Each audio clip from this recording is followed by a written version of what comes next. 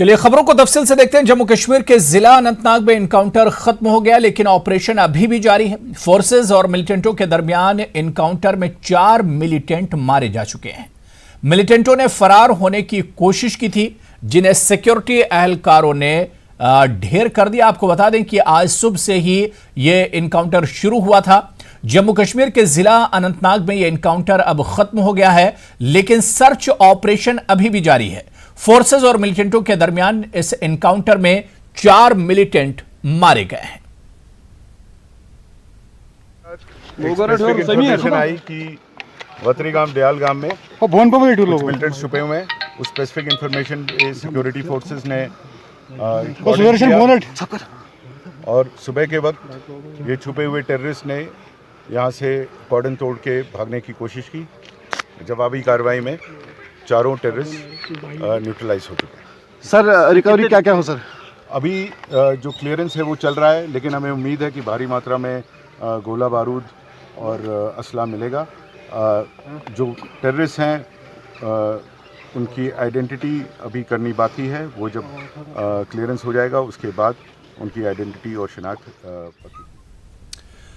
चलिए आगे बढ़ेंगे। पॉपुलर फ्रंट ऑफ इंडिया के लीडरों पर दिल्ली फसादात का इल्जाम लगाकर दिल्ली पुलिस अपनी नाकामियों पर पर्दा डालने की कोशिश कर रही है। इस तरह का दावा पीएफआई की जानिब से किया गया औरंगाबाद में जेल भरो आंदोलन में गिरफ्तारियां पेश करने वाले पीएफआई कारकुनों पर पुलिस तशद्दुद का भी मकामी यूनिट ने इल्जाम आयद किया है। फ्रंट का कहना है कि वो इस पूरे मामले को अदालत में चैलेंज करेंगे। इंडिया की जानिब से शहर औरंगाबाद में प्रेस कॉन्फ्रेंस मुनक़िद की गई है, जिसका मकसद दिल्ली के अंदर हुए फसाद में तंजीम का नाम और तंजीम के मेम्बरान को शामिल करना है, जिसका ये पूरा का पूरा एक बेबुनियाद इल्ज़ाम तंजीम के ऊपर लगाया गया है। मैं इसकी कड़ी मजम्मत करता हूँ। पॉपुलर फ्रंट ऑफ इंडिया का स्टार्टिंग से एक नारा है कि हर मजलूम हमारा है। जिस पे भी जुल्म किया गया हम उसके लिए हम जो जुल्म करने वाला है उसके खिलाफ हम लोग हरदम लड़ते हैं। इस बार यहाँ पे मैक्सिमम जो जुल्म है वो मुसलमानों पे हुआ और एक जो बीजेपी आरएसएस की एक जो फैसिस्ट सोच है उसके खिलाफ पॉपुलर फ्रंट ऑफ इंडिया ने हमेशा नो कॉम्प्रोमाइज़ जो स्टैंड रखा है। हमने कभी भी उनके साथ कॉम्प्रोमाइज़ नहीं किया। ये एक वजह है कि वो हम लोगों को ज़्यादा से ज़्यादा टारगेट कर रहे हैं। प्रोटेस्ट के एक उनको अरेस्ट करने के बाद उनको क्या किया, उधर ही जामीन मिलने वाला एक तरीका है। तो उन्होंने क्या किया, एक कैबिन में लेकर जाके वहाँ की एसीपी, पीएसआई और पीआई उन्होंने एक गलत अल्फाज में उन्होंने गाली गलौज किया है।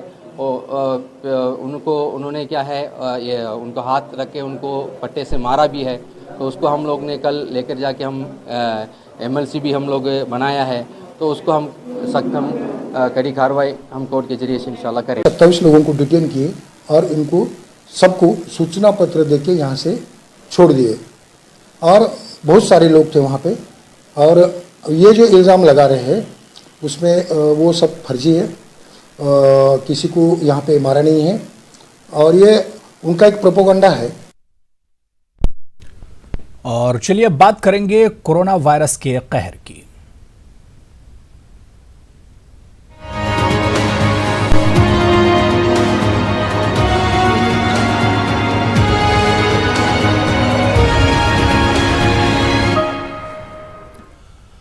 कोरोना वायरस का कहर अब हिंदुस्तान में भी देखने को मिल रहा है। मुल्क में अब तक कोरोना वायरस से 2 अमवात हो चुकी हैं। कर्नाटक में एक सनरसीदा शख्स की मौत के बाद दिल्ली में एक खातून ने जुमे को दम तोड़ दिया था, जबकि सऊदी अरब से हाल ही में लौटे 71 साला कोरोना वायरस के मुश्तबा मरीज की महाराष्ट्र के बुल्ढाना जिले में मौत हो गई। अभी जांच रिपोर्ट आनी बाकी है। उधर कोरोना वायरस के मुतासरीन की तादाद मुल्क में मुसलसल बढ़ रही है। अब मरीजों की तादाद बढ़कर 107 हो गई है। अंदेशा जाहिर किया जा रहा है कि इस तादाद में मजीद इजाफा हो सकता है। सबसे बड़ी बात यह है कि इंडिया में अभी तक कम्युनिटी स्प्रेड नहीं है। कम्युनिटी स्प्रेड उसको बोलते हैं कि जब एक व्यक्ति से 10 को हो गया, 10 से 100 को हो गया। अभी तक क्या हो रहा है, लकीली कि एक व्यक्ति से दूसरे को हुआ, दूसरे से तीसरे को हुआ, चौथा परिवार के अंदर हो गया। कोरोना वायरस की बीमारी की रोकथाम का यही तरीका है कि हम इसके स्प्रेड को रोकें। स्प्रेड को आप तभी रोक पाओगे, मान लो अगर मुझे खांसी हो रही है और मेरी खांसी की वजह से मेरा इन्फेक्शन दूसरों को ना फैले, वो रोकना है। और क्योंकि ये जर्म थोड़ा सा वायरस जो है हैवी ज़्यादा है, इसलिए हवा में तैरता नहीं है। मैंने खांसी की तो मैक्सिमम 1 मीटर तक किसी व्यक्ति को ये अटैक कर सकता है। या मेरी खांसी की वजह से इस टेबल के ऊपर मान लो कुछ कीटाणु आके बैठ जाते हैं, या मैंने खांसी करते वक्त मुंह पे हाथ रखा या हैंकी यूज़ किया और वही मैंने यहाँ रख दिया, तो वहाँ पर जो कीटाणु रहेगा कुछ घंटों तक रह सकता है। और उसी सरफेस के ऊपर दूसरा कोई व्यक्ति आके हाथ लगाएगा और वो आगे घर जाके अपने मुंह पे या हाथ पे आंखों पे लगाएगा हाथ को, तो ये जर्म्स जो है उसमें ट्रांसमिट हो रहे हैं। तो इसकी रोकथाम के लिए 2 ही तरीके हैं। एक तो जो लोग बीमार हैं, जिनको खांसी है, या हेल्थ केयर वर्कर्स हैं, मेरे ऐसे लोग हैं, उनको मास्क डालना जरूरी है। या जिनको डाउट है कि वो विदेश से होकर आए हैं या विदेशी किसी के संपर्क में आए, वो मास्क डालें। भारत सरकार ने इसमें बहुत अच्छे कदम उठाए हैं, जैसे IPL मैचेस को पोस्टपोन करना, या बाकी जो इंडिया साउथ अफ्रीका सीरीज़ को कॉल ऑफ करना, इंटरनेशनल कॉन्फ्रेंसेस और बड़ी कॉन्फ्रेंसेस, इनफैक्ट कई स्टेट्स के अंदर तो बड़ी शादियों को भी कैंसिल किया गया या उनको छोटा करने को बोला गया है। ये बहुत बढ़िया कदम है और इसी की वजह से हो सकता है हम बीमारी को कंटेन कर पाएँ। जो चाइना ने अब किया है, चाइना ने बाद में किया, जहाँ जो इटली अब कर रही है, वो इंडिया ने पहले से कदम उठाए। और उससे सबसे बड़ी बात यह है कि ट्रैवल एडवाइजरी इशू करना और उसके साथ साथ 100 से ज़्यादा जगह पर इस कीटाणु की जांच होना, यानी कि हर स्टेट के हर बड़े शहर के अंदर आज की तारीख में ये जांच हो रही है। ये बहुत बड़ा कदम है और मेडिकल कम्युनिटी मानती है कि हमारी सरकार जो है बधाई की पात्र हैं। अब बीमारी कितनी फैलेगी वो तो कोई नहीं कह सकता, लेकिन इस बात में बधाई की पात्र हैं कि उन्होंने जो जो कदम उठाए हैं, हम बीमारी को एक सीमा तक अभी तक रोक पाने में कुशल हुए हैं। और इस बीच आलमी उमूर के माहिर कमर आगा का क्या कुछ कहना है कोरोना वायरस को लेकर और आज होने वाली सार्क ममालिक की वीडियो कॉन्फ्रेंसिंग को लेकर। बहुत ही अच्छा इनिशिएटिव है। ये प्रॉब्लम रीजनल है, इंटरनेशनल है और इसका सलूशन भी हमको रीजनल और इंटरनेशनल लेवल पे लेना पड़ेगा। ये पूरा जो सार्क का रीजन है, इसमें सबसे ज़्यादा पॉपुलेशन है दुनिया की, यहाँ पे रहते हैं और सबसे ज़्यादा यहाँ पे समस्याएं भी बहुत ज़्यादा हैं। अनहाइजीनिक कंडीशंस भी यहाँ पे बेइंतहा हैं। यहाँ पे अगर फैलता है, और इसमें बहुत से एरिया लॉलेस हैं, जैसे अफ़गानिस्तान का है, यहाँ पे वॉर चल रही है, या इस तरह के बहुत से एरियाज़ हैं, छोटे छोटे पॉकेट्स भी हैं। तो उसमें अगर फैलता है और जो शुरू हो गया है, उसको रोकना बहुत मुश्किल काम होगा। एक ही तरीका है कि ये इसको सब मिल के पूरे रीजन को में से इस समस्या को डील किया जा सकता है। अकेले कोई नहीं डील कर सकता और उस समस्या को बग़ैर हिंदुस्तान की मदद से इसका एरेडिकेशन भी संभव नहीं है, क्योंकि हिंदुस्तान सबसे बड़ा मुल्क है, सबसे ज़्यादा यहाँ पे मेडिकल फैसिलिटीज़ हैं, डॉक्टर्स हैं और फार्मास्यूटिकल्स कंपनीज़ हैं, दवाएं हैं और हमारा एक्सपीरियंस सबसे ज़्यादा है। इसमें ऐसे भी देश हैं जिनके पास कोई इस तरह की सिचुएशन से डील करने की कोई उनके पास चीज़ें नहीं है, सामान नहीं है, एक्सपर्टाइज नहीं है जो भारत उनको दे सकता है। दूसरी चीज़ ये कि पाकिस्तान, अच्छी बात यह है कि पाकिस्तान की बात समझ में आई और उसने भी ज्वाइन किया है। वीडियो कॉन्फ्रेंसिंग के माध्यम से बातचीत होगी। पाकिस्तान के अंदर ये बहुत बुरी तरह से फैला हुआ है, क्योंकि बड़ी संख्या में चाइनीज़ वहाँ पे काम करते हैं, वहाँ पे रहते हैं और उनके माध्यम से चाइना पाकिस्तान इकनॉमिक कॉरिडोर के चलते हुए ये प्रॉब्लम भी आ गई है और चाइना हमारा नेबर है, हमारे लिए ये बहुत बड़ी समस्या है। उधर इटली में फंसे 218 हिंदुस्तानियों को वतन वापस लाया गया। इटली के मिलान से लोग दिल्ली पहुंचे हैं। इन लोगों को च्वाला कैंप में रखा जाएगा और आईटीबीपी हुकाम इनकी तिब्बी निगहदाश्त करेंगे। ममलकती वजीर उमूर खारजा वी मुरलीधरन ने कहा है कि इन लोगों में 211 तलबा हैं। तमाम लोगों को 14 दिनों तक तिब्बी निगहदाश्त में रखा जाएगा।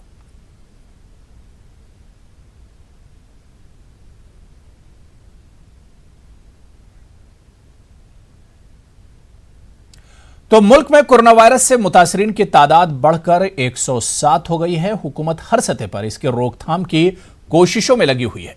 लेकिन लोगों में इसका खौफ बहुत ज्यादा है। ऐसा ही एक मामला कानपुर में देखने को मिला, जहां आइसोलेशन वार्ड बनाने पहुंची टीम की मकामी खवातीन ने मुखालफत की। इस दौरान खवातीन और अफसरों के दरमियान नोकझोंक भी दिखाई दी। अनवरगंज में वाक़े आरपीएफ अस्पताल में कोरोना आइसोलेशन वार्ड बनना था, लेकिन मकामी खवातीन का कहना है कि इस अस्पताल में कोरोना मुतासरीन आएंगे तो इलाके में भी इसके असरात मुरत्तब होंगे।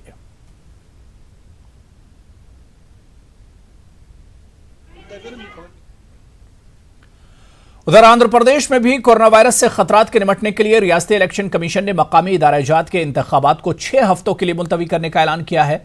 रियासती election commissioner N Rameshan Kumar ने प्रेस कॉन्फ्रेंस के जरिए ऐलान किया कि मुल्क कोरोना वायरस के बढ़ते मामले के पेश नजर अवाम की सेहत को मद्देनजर रखते हुए रियासत में होने वाले ZPTC, MPTC, म्यूनिसिपल और पंचायत इलेक्शन कमीशन ने इंतखाबात को मुलतवी करने का ऐलान किया है। उन्होंने बताया कि 6 हफ्तों के बाद इंतखाबात मुनक्किद किए जाएंगे और तब तक रियासत में इंतखाबी ज़ाब्ता अखलाक नाफिज रहेगा। In this election, we are using ballot papers. There is going to be high level of human contact. Because of the ballot boxes, there will be long queues and large congregations have become necessary. This is against the advisory given already by Government of India. And Government of India has since declared the corona virus a national disaster and taking effective steps, circumstances to halt the election process for a period of 6 weeks. This is not a cancellation, it is only a halt. We will restart once normalcy returns. The Commission also makes clear that the code of conduct will be fully in place during the 6 weeks period, and the protection of the candidates, their supporters, their physical well-being, their financial interest safeguarding is a responsibility cast upon the state government. We are going to restart the elections after 6 weeks. The officers and the administration should act in a free and fair manner and help the conduct of elections in a peaceful atmosphere, which is our intention. Corona virus ने पूरी दुनिया को खौफ में मुब्तला कर रखा है। दुनिया के तमाम ममालिक अपने अपने हिसाब से कोरोना से बचने के लिए एहतियाती तदाबीर इख्तियार कर रहे हैं। हिंदुस्तान की तमाम रियासतों में इससे बचने के लिए मुख्तलिफ तरीके अपनाए जा रहे हैं। स्कूल, कॉलेजेस, सिनेमा हॉल, चिड़ियाघर और दीगर अवामी भीड़ भाड़ वाले मकामात को बंद कर दिया गया है। गुज़िश्ता रोज तेलंगाना के वज़ीर आला के चंद्रशेखर राव ने प्रेस कॉन्फ्रेंस की और लोगों को घबराने और परेशान होने से मना किया।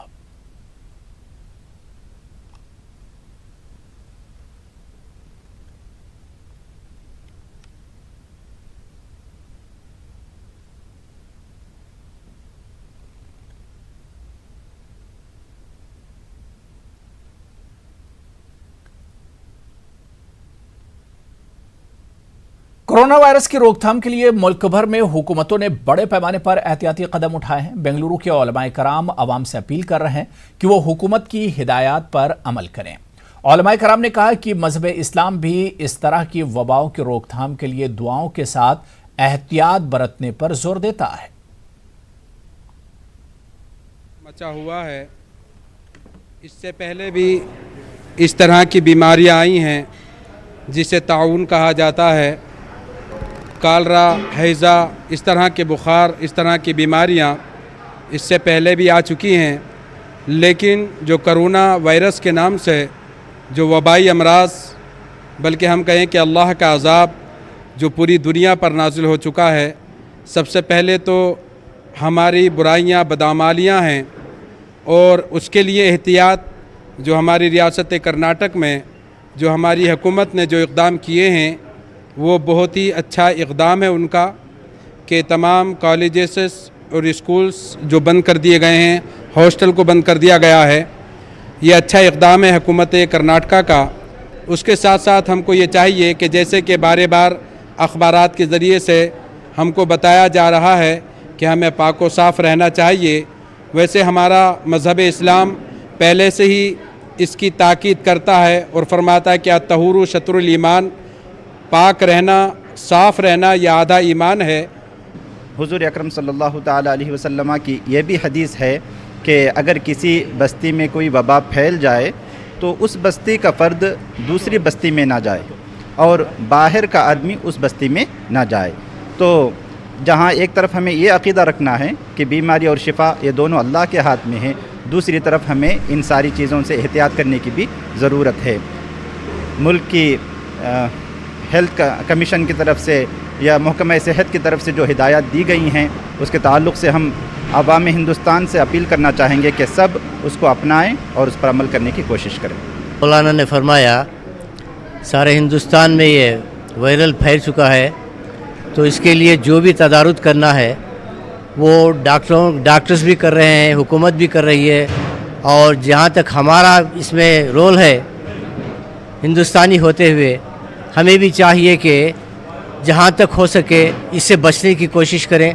जैसा कि हेल्थ डिपार्टमेंट से ये हिदायत दी गई है कि लोगों से बात करना है तो थोड़ा दूर रह के कीजिए, पाकी सफाई का ख़ास ख्याल रखिए, और जो है ज़्यादा मजमा एक जगह जमा ना हो जिससे ये बीमारी फैलने का अंदेशा होता है। तो वहीं कर्नाटक में कोरोना वायरस की रोकथाम के लिए रियासती हुकूमत ने कई इक़दाम किए हैं। एक हफ्ते तक जलसे जुलूस, मेलों, खेल, शादी की बड़ी तकरीबात पर पाबंदी आयद कर दी गई है। दूसरी तरफ शॉपिंग मॉल, सिनेमा घर, स्टेडियम, हाई स्कूल और कॉलेजेस को बंद करने के हुक्म जारी किया गया। बेंगलुरु में हमारे नुमाइंदे ने हालात का जायजा लिया। इसका कहर पूरी दुनिया पर अपना असर दिखा रहा है। मुल्क के आईटी शहर बेंगलुरु में भी आम जिंदगी मुतासिर हुई है। यहाँ पर आप देख रहे हैं कि शहर की कई सड़कें खाली खाली दिखाई दे रही हैं। मुसाफिरों की तादाद कम हुई है, लोग घरों में ही रहने को तरजीह दे रहे हैं। हम यहाँ पर देख रहे हैं शहर का एक बड़ा मॉल है, शॉपिंग मॉल है, जो एक हफ्ते के लिए बंद रहेगा। मंत्री मॉल में रोज़ाना हज़ारों की तादाद में लोग यहाँ आते हैं, बड़ी तादाद में ग्राहक यहाँ आते हैं, लेकिन आज यहाँ पर जो बोर्ड लगा हुआ है मॉल क्लोज्ड, यानी कि एक हफ्ते के लिए ये तमाम शहर के तमाम बड़े बड़े मॉल्स, छोटे मॉल्स सभी बंद रहेंगे। तो लिहाजा सबसे ज़्यादा तवज्जो बेंगलुरु की जानिब रियासती हुकूमत ने दी है, और हकीकत ये भी है कि यहाँ पर कोरोना वायरस के सबसे ज़्यादा सस्पेक्टेड केसेस यानी कि मुश्तबा मामलात सामने आए हैं। हुकूमत हरकत में आ चुकी है और एक हफ्ते तक तमाम अहम मुकामात, अवामी मुकामात पर पाबंदियां आयद की गई हैं। इस वक्त हम मौजूद हैं बेंगलुरु के एक मशहूर सिनेमा थिएटर के सामने। संपिगे एक शहर का एक मशहूर सिनेमा थिएटर है, और आज यहाँ का माहौल मंजर कुछ मुख्तलिफ दिखाई दे रहा है। एक हफ्ते तक शहर के तमाम सिनेमा हॉल्स बंद रहेंगे। यहाँ पर एक बोर्ड भी लगाया हुआ है कि नो शोज़, और ये बात पहले से ही बता दी गई है कि एक हफ्ते तक इस टाकीज़ में कोई भी बुकिंग नहीं होगी। तो इस लिहाज से हम देख रहे हैं कि बेंगलुरु के सभी थिएटर खाली खाली दिखाई दे रहे हैं। मैं यहाँ पर यह भी बताता चलूँ कि बेंगलुरु की आबादी 1 करोड़ से ज़ायद हो चुकी है।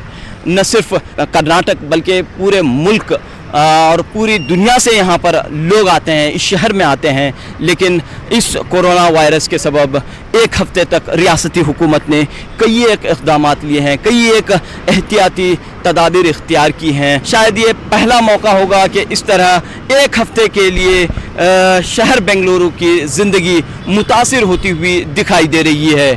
कैमरामैन गुरु शेखर के साथ रऊफ अहमद, न्यूज़ 18 उर्दू, बेंगलुरु।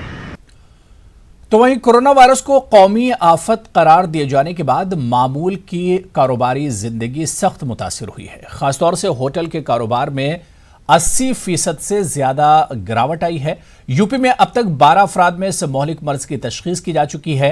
रियासती हुकूमत ने होटल मालिकान को सख्त हिदायत दी है कि वो बैरून ममालिक से आने वाले सयाहों को 14 दिनों तक अलहदा कमरों में रखें और इसकी फौरी इत्तला मकामी इंतजामिया को दें। इलाहाबाद के बड़े होटलों में इन दिनों सन्नाटा पसरा हुआ है। बाज होटल तो ऐसे हैं जहां आम दिनों में बैरूनी सयाहों की भीड़ हुआ करती थी, इन दिनों सन्नाटा पसरा है। आगे बढ़ेंगे। खबर अलीगढ़ मुस्लिम यूनिवर्सिटी से है, जहां पहली जमात के लिए दाखिला इम्तिहान में काफी बदनज़मी देखने को मिली। बच्चों के साथ इनके सरपरस्तों की इतनी तादाद हो गई कि दाखिला गेट पर अफरा तफरीह का माहौल देखने को मिला। भीड़ इतनी ज्यादा थी कि बच्चों को दीवार फलांकर अंदर दाखिल कराया गया। हालांकि कोरोना को लेकर एडवाइजरी जारी है, पर न तो यहां लाइन दिखी और ना ही सैनिटाइजर का इंतजाम किया गया था।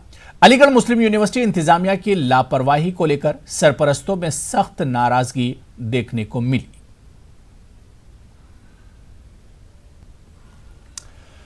कोरोना वायरस के खौफ से वादी कश्मीर में भी मामूलात जिंदगी कुछ मुतासिर हुई है। इंतजामिया ने भी कई एहतियाती इक़दाम किए हैं। इस वायरस से बचने के लिए कई एडवाइजरीज और हुक्मनामे भी जारी किए गए हैं। तालीमी इदारे पहले से ही बंद कर दिए गए हैं। इस सिलसिले में एहतियात के तौर पर आसिरनगर के मशहूर संडे मार्केट को भी बंद कर दिया गया था। वाज़ेह कि हर इतवार को लगने वाले संडे मार्केट में बड़ी तादाद में लोग खरीदारी करते हैं, ताहम आज यहां सब सुनसान और वीरान नजर आया। यहां मौजूद चंद अफराद का कहना था कि लोगों को खुद एहतियात बरतने की जरूरत है ताकि कोरोना वायरस से बचा जा सके। हम श्रीनगर के संडे मार्केट में हैं, लेकिन आप यहाँ पे देख रहे हैं कि संडे के रोज़ यहाँ पे पाँव रखने की जगह नहीं रहती थी, लेकिन आज यहाँ पे सन्नाटा पसरा हुआ। और यहाँ पे हालांकि सुबह से कई लोग आए और यहाँ पे शॉपिंग के लिए आए, जिन लोगों को ये नहीं पता था कि आज यहाँ पे बैन कर दिया गया है इस मार्केट को। उनका ये कहना था कि भीड़ भाड़ से बचने के लिए और आवाम के मफाद में ये फैसला लिया गया। तो लोगों को भी थोड़ा परेशानी हो गया, इन भेजने वालों को भी बहुत से परेशानी हो गया, क्योंकि ये तो पता नहीं क्या इन गवर्नमेंट ने भी यहाँ किया है। तो गवर्नमेंट भी सोच रहा है, गवर्नमेंट भी लोगों के लिए ही कर रहा है। लेकिन सरकार को मानते हैं ये अच्छा स्टेप है, क्योंकि गैदरिंग सही नहीं है। इस टाइम सरकार ने बहुत ही अच्छा स्टेप उठाया है। जो ये भीड़ भाड़ इलाके हैं उधर बैन किया है, तो ये अच्छा स्टेप है। वो सोचा था आज संडे मार्केट है, यहाँ पे थोड़ा सा एंजॉय कर लेंगे, बट देखा यहाँ पे कि बिल्कुल यहाँ पे खाली सोना सोना पड़ा है। तो उसके बाद मैंने फेसबुक भी चेक किया कि देखा यहाँ पे कि आज यहाँ पे जो गवर्नमेंट है उन्होंने यहाँ पे फ़िलहाल बैन लगा दी है गैदरिंग के लिए। एक अच्छा डिसीजन है, बट इतना भी नहीं है कि लोग इतना सारा पैनिक हो रहे हैं इस चीज़ के लिए।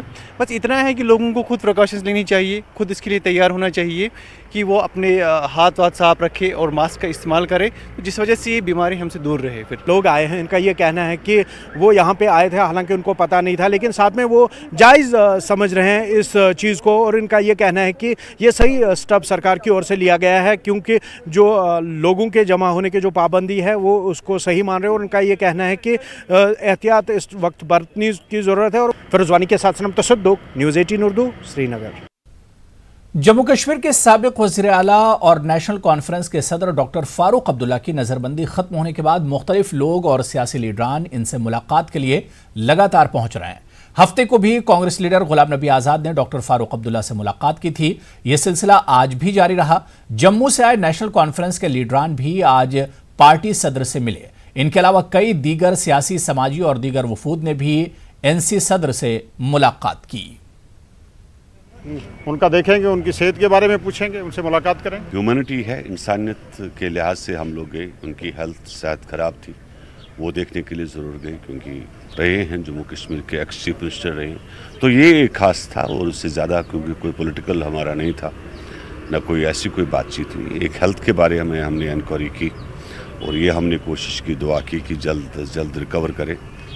अमन की बात की और प्यार मोहब्बत की बात की। अगर आप माहौल बनाना चाहते हैं, यहाँ पे पॉलिटिकल माहौल बनाना चाहते हैं, तो सब सियासी कायदीन हम अपील करते हैं गवर्नमेंट से। लेकिन अगर वही सियासी कायदीन को छोड़ा जाता है जो आपसे मिलने आते हैं, तो सही नहीं है।